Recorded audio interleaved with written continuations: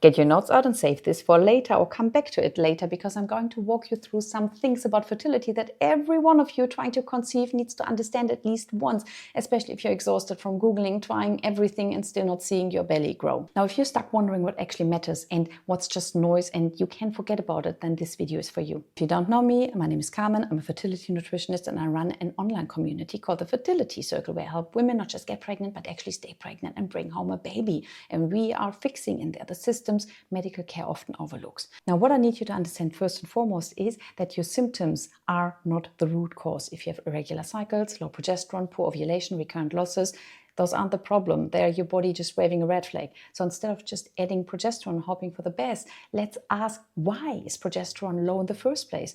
And very often it's because you have a weak ovulation, blood sugar is unstable, or your thyroid isn't working optimally. And many of you have never had a full thyroid panel in the first place done properly. So go and get that checked.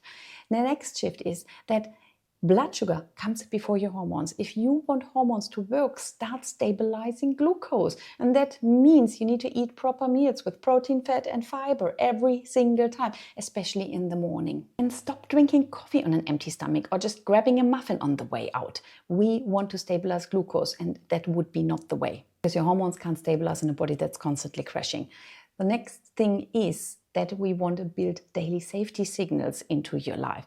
Walks, breathing exercises, meditation, early nights, please, and slow down after ovulation. Stop doing HIIT workouts in your luteal phase, and stop treating stress as something you deal with later as well, because a nervous system stuck in fight or flight will always prioritize cortisol over progesterone.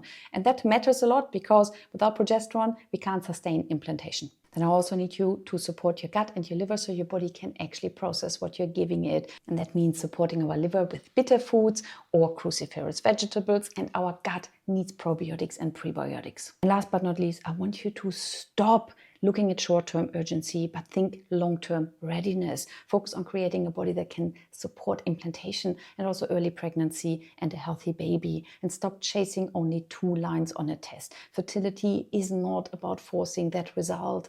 It's about understanding what phase your body is in and working with it patiently, because you don't want to get pregnant. You want to stay pregnant and deliver a baby. And there are 9 long months in between where you can't rely on just willpower.